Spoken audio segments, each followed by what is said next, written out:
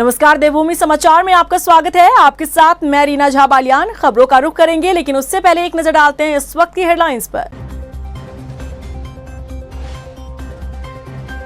चारधाम यात्रा से धामी सरकार को बड़ी उम्मीदें। सीएम धामी का दावा, इस बार बनेगा नया रिकॉर्ड।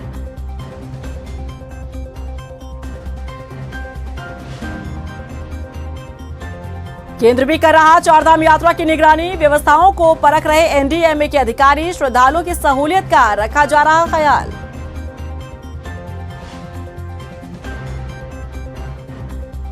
देवभूमि के वीर सपूतों के शौर्य की गाथा को बयां करने वाला होगा उत्तराखंड का सैन्य धाम। सीएम धामी ने दिए निर्देश, जल्द हो निर्माण।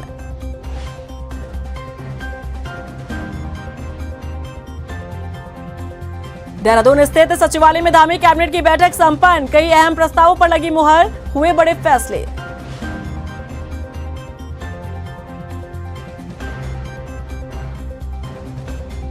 और मुश्किलों में गिरे mayor Sunil Uniyal Gama. Vigilance court में पहुंचा आय से अधिक संपत्ति का मामला। 2 मई को कोर्ट में सुनवाई।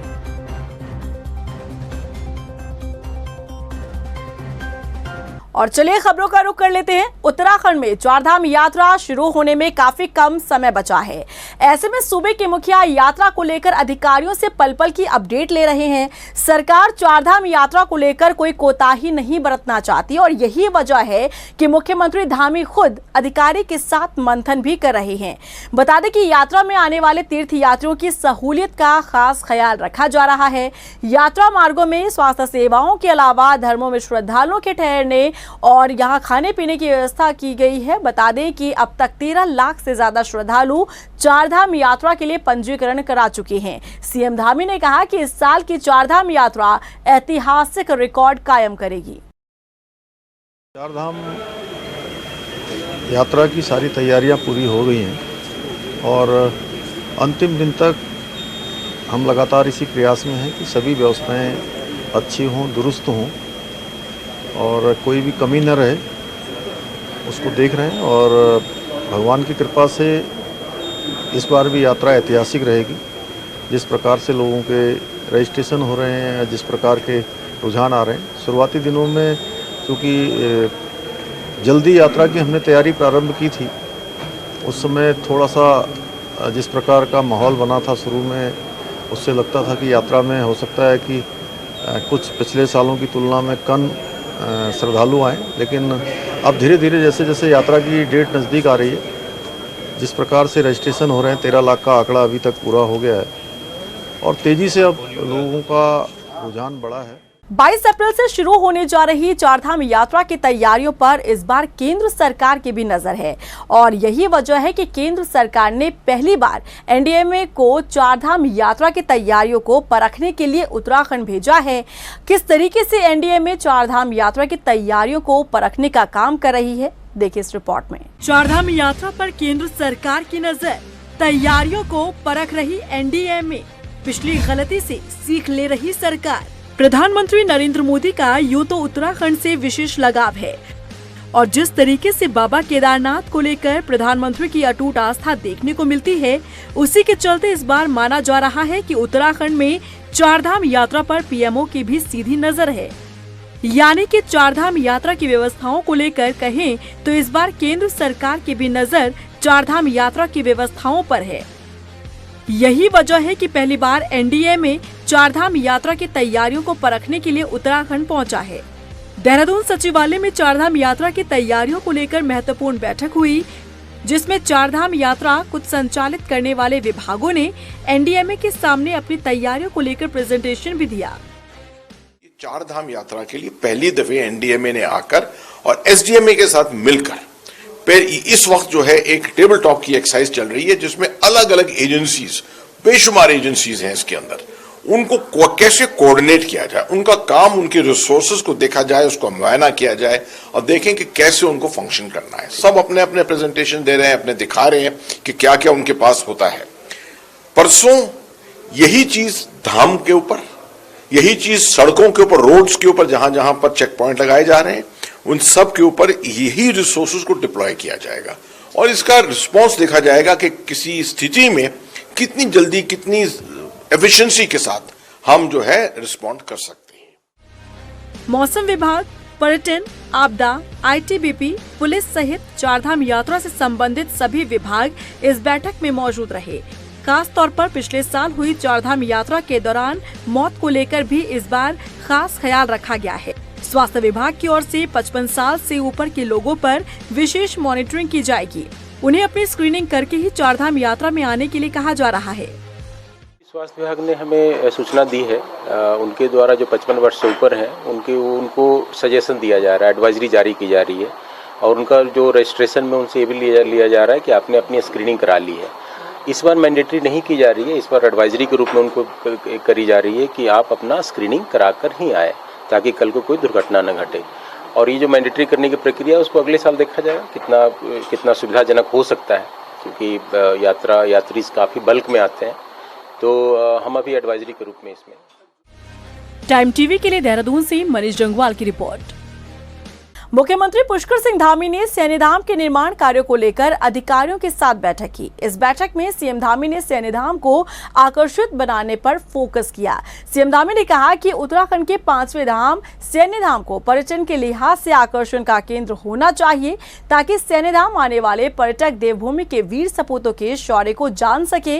बैठक में शामिल कैबिनेट मंत्री गणेश जोशी ने बताया कि सैन्यधाम का 45% काम पूरा हो चुका है।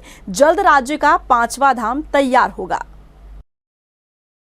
और ये राष्ट्रभक्तों की भूमि है, बलिदानियों की भूमि है। 5वां धाम सैन्यधाम यहाँ पर होना चाहिए। उनकी भावना के अनुरूप हमारी सरकार इस ड्रीम प्रोजेक्ट को पूरा करने में लगी है। 45% काम पूरा हो चुका है। हमने पूरे देश के सभी स्मारकों का अध्ययन करने के बाद उसमें से जो बेस्ट है उसको हम निकाल कर लाए हैं और आज हमारी हाई पावर कमेटी की अध्यक्ष, इसके अध्यक्ष माननीय मुख्यमंत्री जी होते हैं, उसमें कुछ और हम चेंजिंग करने जा रहे हैं ताकि उसकी भव्यता बनी रहे। और जब टूरिस्ट यहाँ पर आए, जिस प्रकार लोग बद्री, केदार, गंगोत्री, जमुनोत्री को देखने जाते हैं, उस धाम को देखें, उनके उसके ऊपर चर्चा होगी और उसके अनुरूप जो है शेष निर्माण कार्य को जो है पूरा किया। मंगलवार को सचिवालय में सीएम धामी की अध्यक्षता में कैबिनेट की बैठक हुई। धामी कैबिनेट में कई प्रस्तावों पर चर्चा के बाद मुहर लगी। क्या कुछ बड़े फैसले लिए गए, आइए ग्राफिक्स के जरिए आपको समझाते हैं। ऋषिकेश से नीलकंठ तक रोपवे बनाने के प्रस्ताव को कैबिनेट की मंजूरी। लोक सेवा आयोग में 30 अस्थायी पदों पर भर्ती को मंजूरी। राज्य में 17,000 पॉली हाउस लगाने के प्रस्ताव को धामी कैबिनेट की मंजूरी। सरकार देगी 80% सब्सिडी। वित्त विभाग के तहत ई स्टाम्पिंग की सुविधा को बैंक से देने पर कैबिनेट की सहमति। नियोजन विभाग के तहत स्थापना विकास बोर्ड के गठन को कैबिनेट की मंजूरी। सिंचाई विभाग के तहत शोध अधिकारी के पदों को किया गया संशोधित। वित्त विभाग के तहत बिल लाओ और इनाम पाओ योजना को 1 साल बढ़ाया गया। पंचायती राज विभाग के तहत जिला योजना समिति के तहत सदस्यों की मौजूदगी के नियम में बदलाव। बैठक आयोजित करने को लेकर बदलाव को कैबिनेट की मंजूरी। 603 प्राथमिक और 76 उच्च प्राथमिक स्कूलों को उत्कृष्ट विद्यालयों के रूप में किया गया चयनित। कैबिनेट ने दी मंजूरी। सैनिक कल्याण विभाग के तहत उपनल कर्मचारियों को अब हर महीने मिलेगा प्रोत्साहन भत्ता। होम स्टे पर सब्सिडी के लिए ग्रामीण क्षेत्रों में ही सब्सिडी मिलेगी, शहरी क्षेत्रों में नहीं मिलेगी अब सब्सिडी। वहीं जिला विकास प्राधिकरण को लेकर कैबिनेट का बड़ा फैसला। 2021 में इस प्राधिकरण को वापस लेने का सरकार ने लिया था निर्णय, लेकिन अब नए डेस्टिनेशन पर बढ़ती ट्रैफिक समस्या पर सरकार ने अपनाया सख्त रवैया। स्टेट हाईवे के अंतर्गत आने वाले सभी जगहों पर किसी भी निर्माण कार्य के लिए अब नक्शा पास कराना होगा जरूरी। वही सीएम आवास में मुख्यमंत्री पुष्कर सिंह धामी से यहां पर आपको बता दें कि स्विस एजुकेशन ग्रुप के एग्जीक्यूटिव डायरेक्टर क्लाडियो रैक्नोला ने मुलाकात की और इस मुलाकात में स्विस एजुकेशन ग्रुप के एग्जीक्यूटिव डायरेक्टर ने उत्तराखंड में युवाओं को पर्यटन और होटल व्यवसाय से संबंधित प्रशिक्षण देने का जिक्र किया। उन्होंने कहा कि स्विट्जरलैंड से कुछ अच्छे प्रशिक्षक राज्य के युवाओं को ट्रेनिंग दे सकते हैं। वहीं सीएम धामी ने कहा, अगर स्विट्जरलैंड से कोई प्रतिनिधि मंडल देवभूमि आना चाहता है तो सरकार उसका पूरा सहयोग करेगी। उत्तराखंड वन विभाग में वन मुखिया के पद को लेकर मचे घमासान पर वन मंत्री सुबोध उनियाल ने बयान दिया है। उनियाल ने कहा कि जिस तरीके से वन विभाग के प्रमुख संरक्षक पद को लेकर कोर्ट से फैसले आए हैं, उनके परीक्षण के बाद सरकार अब अपना रुख साफ करेगी। वन मंत्री सुबोध उनियाल ने माना कि यहां पर वन मुखिया के पद की लड़ाई से विभाग का काम प्रभावित हो रहा है।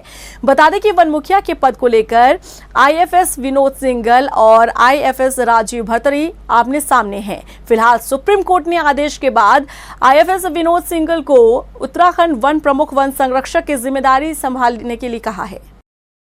माननीय न्यायालय का जो भी निर्णय होगा उसका परीक्षण करने के बाद निश्चित रूप से उस पर जिससे पूर्व में हाई कोर्ट के द्वारा जो आदेश आया उसकी कंप्लाइंस की गई। अगर सर्वोच्च न्यायालय के निर्णय की परीक्षण किया जा रहा है शासन स्तर पर, उसके बाद उसके हिसाब से उसकी कंप्लाइंस की जाएगी। रुड़की के तहसील परिसर में विजिलेंस टीम ने चकबंदी कार्यालय में छापा मारकर चकबंदी सीओ के पेशकार को रिश्वत लेते हुए रंगे हाथों पकड़ा। बता दें कि आरोपी पेशकार ने किसान से दाखिल खारिज के एवज में रिश्वत मांगी, जिसकी किसान ने शिकायत की। शिकायत मिलने के बाद यहां रणनीति के तहत देहरादून से रुड़की पहुंची विजिलेंस की टीम ने आरोपी को हिरासत में लिया। कई घंटों पूछताछ के बाद पेशकार को देहरादून लाया गया। वहीं कई सवालों के जवाब में विजिलेंस की टीम ने कहा कि आरोपी पेशकार ने किसान से 10,000 की रिश्वत ली। 10,000 रुपीज़ बस हो गया। प्लीज़ सर, किस एवज में मांगी थी सर? दाखिल खारिज करने की एवज में दाखिल जमीन के साथ। हाँ जी, तो लिए सर इसने 10,000? जी हाँ। आय से अधिक संपत्ति मामले में देहरादून मेयर सुनील उनियाल गामा को आखिरकार कोर्ट से बुलावा आ गया है। वकील विकेश नेगी ने विजिलेंस कोर्ट में याचिका दायर की, जिस पर सुनवाई 2 मई को होनी है। देखिए रिपोर्ट। बस गए रे गामा, मेयर का अब नहीं चलेगा ड्रामा। कोर्ट से मेयर गामा को बुलावा, जनता के झूठे विकास का अब नहीं चलेगा दिखावा। देहरादून के मेयर सुनील उनियाल गामा को अगर ये लग रहा था कि जनता के झूठे विकास का दिखावा करते हुए वो चुपचाप अपनी झोली भरते चले जाएंगे, तो शायद वो गलत थे, क्योंकि मेयर की कुर्सी संभालने के बाद उनकी जिस संपत्ति में अंधाधुंध बढ़ोतरी हुई, उसकी सच्चाई सबके सामने है। और आय से अधिक संपत्ति मामले में विजिलेंस कोर्ट से मेयर गामा को अब बुलावा आया है। 2 मई को कोर्ट में गामा को हाजिर होना होगा।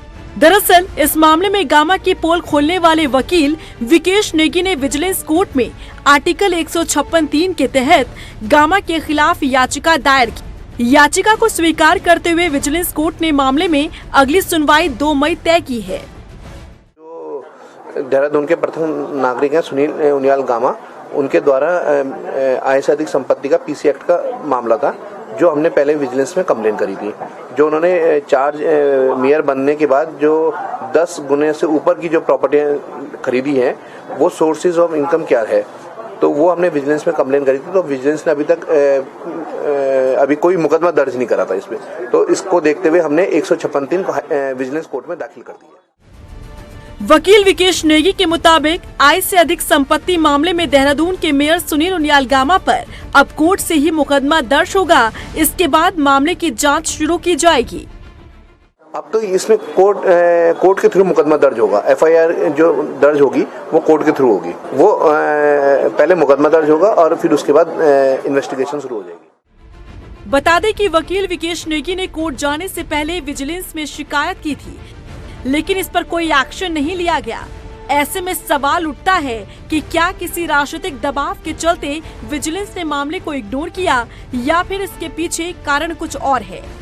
बता दें कि देहरादून के मेयर सुनील उनियाल गामा पर पद संभालने के बाद अपनी संपत्ति में 10 गुना बढ़ोतरी करने का आरोप है, जिस पर प्रेस कॉन्फ्रेंस कर गामा ने खुद को पाक साफ बताते हुए सफाई तो पेश की, लेकिन वो नाकाफी रही, क्योंकि सबूत के नाम पर उन्होंने कुछ पेश नहीं किया।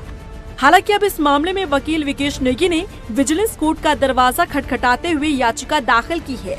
देखना होगा कि 2 मई को जब मेयर गामा कोर्ट में पहुंचते हैं तो खुद के बचाव में क्या दलीलें पेश करते हैं। टाइम टीवी के लिए देहरादून से हिमांशु चौहान के साथ ब्यूरो रिपोर्ट। चंपावत जिले के मुडियानी ग्राम सभा में चौपाल का आयोजन किया गया। इस कार्यक्रम को भारतीय वैज्ञानिक औद्योगिक अनुसंधान परिषद साथ ही यहां देहरादून स्थित भारतीय पेट्रोलियम संस्थान ने यहां पर संयुक्त तौर पर आयोजित किया। इस दौरान विशेषज्ञों ने चौपाल में पहुंचे छात्रों और आमजन को रोजमर्रा से जुड़ी नई तकनीक के बारे में जागरूक किया। बता दें कि चंपावत जिले का आदर्श जिला बनाने की कवायद चल रही है। क्षेत्र के विकास कार्यों को लेकर मुख्यमंत्री धामी खुद अपडेट लेते नजर आते हैं। कोई भी जो मॉडल जनपद होता है उसके लिए आवश्यक है कि वैज्ञानिक आधार पर और टेक्नोलॉजी का इस्तेमाल हो। उसके लिए जो देश की सशस्त्र संस्थाएं हैं, वैज्ञानिक संस्थाएं हैं, वो इस समय चंपावत में लगातार कार्य कर रही हैं। उसमें से एक जो देश की जो 37 हमारी CSIR की देश में प्रयोगशालाएँ हैं जो बहुत विख्यात हैं, उसमें से एक IIP है, Indian institute of petroleum, Dehradun में स्थित है। वो आज उन्होंने यहाँ पर ग्राम चौपाल लगाई है। मसूरी में पर्यटन सीजन शुरू होने वाला है और अभी तक मॉल रोड के सौंदर्यीकरण का काम पूरा नहीं हो पाया है। ऐसे मौके पर निरीक्षण के लिए पहुंची देहरादून की DM सोनिका सिंह ने अधिकारियों को तय समय पर कार्य पूरा करने के सख्त निर्देश दिए। DM ने अन्य मार्गों का भी जायजा लिया। पर्यटन सीजन को देखते हुए जल व्यवस्थाओं को दुरुस्त करने के निर्देश दिए गए हैं। नहीं, 15 अप्रैल की तो डेट नहीं है, कॉन्ट्रैक्ट की डेट तो बहुत आगे तक की है, लेकिन हम लोगों की टाइमलाइन थी कि हम 30 अप्रैल तक इसको कंप्लीट कर लें। स्पेशली जो मेन काम है वो कंप्लीट हो जाए, बाद में फिर कॉबल स्टोन लगाने के और बाकी काम हो जाएंगे। तो उसी के क्रम में यहाँ पे अभी काम चल रहा है और हमारी टाइमलाइन मोर और लेस 3-4 दिन आगे पीछे चल रही है। हम कोशिश करेंगे कि इसको पूरा कर लें विद इन टाइमलाइन। उसके अलावा भी यहाँ पे और काम है, जैसे स्प्रिंग रोड पे अभी निरीक्षण किया गया, जहाँ पे रोड की स्थिति बहुत ख़राब है और जल निगम, जल संस्थान और PWD यहाँ पे हैं और इनको ये इंस्ट्रक्शन दिए गए हैं कि इनको तत्काल ठीक किया। उत्तराखंड के पौड़ी जिले में बाघों का ऐसा आतंक बना है कि लोगों का जीना दुभर हो चुका है। 2 लोगों को बाघ ने अपना निवाला बनाया, जिसके बाद दर्जनों गांव में नाइट कर्फ्यू लगा दिया गया है और साथ ही स्कूल और आंगनवाड़ी को बंद करना पड़ा है। देखिए रिपोर्ट। आदमखोर बाघों की दहशत, बाघ के आतंक से सिहरे लोग। 2 लोगों को बाघ ने बनाया निवाला। पौड़ी के कई गाँव में नाइट कर्फ्यू, अगले आदेश तक स्कूल आंगनबाड़ी केंद्र बंद। इन दिनों उत्तराखंड के पौड़ी जिले में आदमखोर बाघों के आतंक से लोग दहशत में हैं। पिछले 4 दिनों में बाघ 2 लोगों को अपना निवाला बना चुका है, जिसके कारण घर से बाहर निकलने से भी लोग परहेज कर रहे हैं। ऐसे में स्थिति को देखते हुए प्रशासन ने मोर्चा संभाला। पौड़ी जिला प्रशासन ने बाघ के आतंक को देखते हुए रिखणीखाल और धूमाकोट तहसील के दर्जनों गाँव में नाइट कर्फ्यू लगा दिया है। शाम 7 बजे से सुबह 6 बजे तक कर्फ्यू रहेगा, यानी कि ग्रामीण इस दौरान बाहर नहीं निकल सकते। इसके अलावा अगले आदेश तक इन दोनों तहसीलों के स्कूल और आंगनवाड़ी केंद्र बंद रहेंगे। कंटिन्यूसली हम इसे मॉनिटर भी कर रहे हैं और जैसे कि हम लोगों ने जो उपाय करने की कोशिश की है, रात्रि के समय में नाइट कर्फ्यू रखे जाने हैं, प्लस आपको फॉडर अवेलेबल करवाया जाना है, सोलर लाइट्स लगवाई जानी है, स्कूल्स और आंगनवाड़ी केंद्रों को बंद किया जाना है। उस पूरे क्षेत्र को हम लोग क्लोजली मॉनिटर कर रहे हैं और फॉरेस्ट डिपार्टमेंट की तरफ से भी उनकी संख्या को बढ़ाया जाने, कैमरा ट्रैप या पिंजरे लगाए जाने और ट्रैंकुलाइजर टीम्स बुलाए जाने को लेकर भी चर्चा भी हुई और उस पर हम लोग प्रयास भी कर रहे हैं। वहीं क्षेत्र के विधायक दिलीप रावत ने भी अपनी नजर इस पर बनाई है। मौके पर उन्होंने निरीक्षण किया और स्थिति को देखते हुए उन्होंने बाघ के हमले से ग्रामीण को निजात दिलवाने के लिए प्रशासन को गश्त बढ़ाने के लिए कहा है। आपको पता ही है इतनी भीड़ हो रखी है यहाँ पे, इतने लोगों का स्कूल जाना बंद हो गया, इसका तो कोई ना जबरदस्त इलाज करना पड़ेगा। ग्रामीणों का कहना है कि बाघ के आतंक से सभी लोग दहशत में हैं। ऐसे में गांव में चल रहे कार्यक्रमों को भी स्थगित किया गया है ताकि किसी तरह से कोई अनहोनी न हो सके। 2 दिन पहले तो घटना एक डाला पा मोड़ के सर में भी जार का था। जी 2 बाघ ने टेकर एक आदमी को मारते हैं। जी आज भी मैंने सुना जो है यहाँ भी 2 बाघ हैं लगभग जो है। 2 तो है, बोले एक ही दिखा पर 2 तो है। 2 तो है। तो क्या माहौल कैसा है? पूरा दहशत का माहौल। बच्चों से डर, छोटे बच्चे स्कूल कैसे जाएंगे। बता दें कि ये इलाका जिम कॉर्बेट टाइगर रिजर्व से लगा है। पिछले कई दिनों से गांव के आसपास बाघ दिखने की शिकायत लोग कर रहे थे, लेकिन प्रशासन ने गंभीरता से मामले को नहीं लिया। इसका खामियाजा लोगों को भुगतना पड़ा। इसके बाद प्रशासन जागा और सतर्कता बढ़ाते हुए बाघों को पकड़ने के लिए जाल बिछाया गया है। रविवार को आसपास के क्षेत्र में ड्रोन उड़ाया गया, जिसमें पडियारपानी गांव में भी एक बाघ की मूवमेंट कैमरे में कैद हुई है।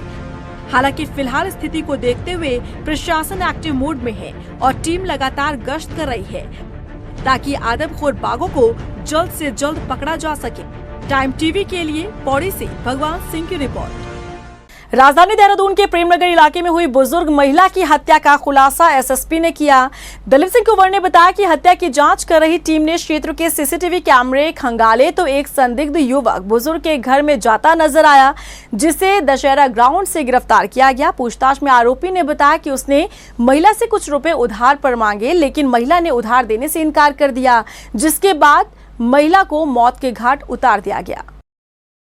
पंकज शर्मा उर्फ बंटी ये वहीं विंग नंबर 1 प्रेमनगर जहाँ पर घटना घटी है उसके पास से रहने वाला है और इसने बेसिकली लगभग 15,000 10,000 का लोन और 5,000 अपने बच्चे के खर्चे को चुकाने के दृष्टिगत वो पैसा अरेंजमेंट को करना था, उसके उधार मांगने गया था। 11 तारीख को मृतका के पास सुबह भी गया, शाम को भी गया, 6:30 और 7 के बीच दोनों टाइम मृतका ने मना किया और उसी बात को शराब के नशे में था, उसी बात को लेकर के रंजिशन गुस्से में आकर के उसने मृतका का जो है जो सब्जी काटने वाला जो चाकू होता है उससे गला देता। और अब बात सेहत की कर लेते हैं, जहां देश में लीवर के जुड़े रोगों वाले मरीजों की संख्या में पिछले कुछ सालों में तेजी से इजाफा हुआ है। ऐसे में डॉक्टरों ने लीवर को स्वस्थ रखने के लिए बेहतर खानपान की सलाह दी है। वर्ल्ड लीवर डे के मौके पर देहरादून स्थित मैक्स अस्पताल के डॉक्टरों ने एक अवेयरनेस कैंपेन के तहत लोगों को लीवर के रोगों के प्रति सतर्क रहने की सलाह दी है। यही नहीं, डॉक्टरों की माने तो पिछले कुछ सालों में उत्तराखंड के पहाड़ी इलाकों में भी लोगों की जीवन शैली बदली है और लोग इसके चलते लीवर की बीमारियों की चपेट में आने लगे हैं।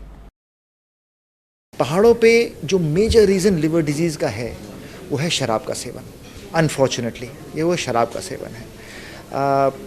शराब का सेवन पहाड़ों पे बहुत ज़्यादा है। दूसरी चीज़ की जो शुरुआती सिम्टम्स जो हमने बोले कि बीमारी आना शुरू हो रही है, वो चीज़ लोग अपने अंदर इग्नोर कर देते हैं। क्यों? क्योंकि स्वास्थ्य सेवाएं भी पहाड़ों पे इतनी ज़्यादा उपलब्ध नहीं है। डॉक्टर 2-3 गांव छोड़ करके डॉक्टर है, छोड़ो क्या हो रहा है, पैरों में सूजन तो आ रही है, कोई बात नहीं, चलते रहो। तो शुरू वाले इग्नोरेंस हो जाती है। एग्जैक्टली शुरू में इग्नोरेंस हो जाती है। स्वास्थ्य सेवाएं इतनी अच्छी उपलब्ध नहीं हैं। जितनी भी रिफाइंड शुगर्स और रिफाइंड मिलेट्स थे वो सब अब जो refined wheat and energy source थे वो अब पहाड़ों में उपलब्ध हो रहे हैं। तो पहाड़ों के लिए तो ये डबल क्षति हो गई है एक तरह से, अगर आप देखें। रुड़की में नगर निगम सभागार में तहसील दिवस का आयोजन हुआ, जिसमें जिला अधिकारी विनय शंकर पांडे के साथ ही एसएसपी अजय सिंह और विभागीय अधिकारियों ने जनता की समस्या को सुना। इस दौरान मौके पर 3 समस्याओं को निस्तारण किया गया, जबकि कई शिकायतकर्ताओं को समस्या के समाधान के लिए आश्वस्त किया गया। 46 शिकायतें आज प्राप्त हुई हैं और उन 46 शिकायतों में से 3 का ही निस्तारण मौके पर हम लोग कर पाए हैं। बाकी जो शिकायतें हैं उसका बहुत ही समयबद्ध ढंग से निस्तारण हो, संबंधित विभागों को इसके लिए निर्देश दे दिए गए हैं और हम उम्मीद करते हैं कि ये शिकायतें सही समय पर निस्तारित हो। और इसी के साथ फिलहाल इस बुलेटिन में बस इतना ही, लेकिन चलते चलते एक नजर डालते हैं इस वक्त की हेडलाइंस पर। चारधाम यात्रा से धामी सरकार को बड़ी उम्मीदें। सीएम धामी का दावा, इस बार बनेगा नया रिकॉर्ड।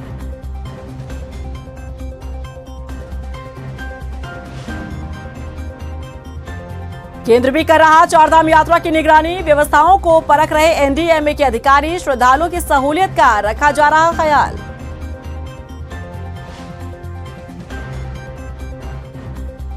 देवभूमि के वीर सपूतों के शौर्य की गाथा को बयां करने वाला होगा उत्तराखंड का सैन्य धाम, सीएम धामी ने दिए निर्देश, जल्द हो निर्माण।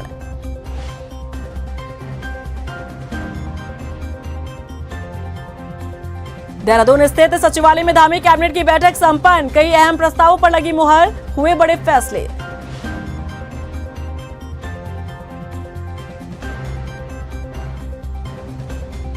और मुश्किलों में गिरे mayor Sunil Uniyal Gama, vigilance court में पहुंचा 8 से अधिक संपत्ति का मामला, 2 मई को कोर्ट में सुनवाई।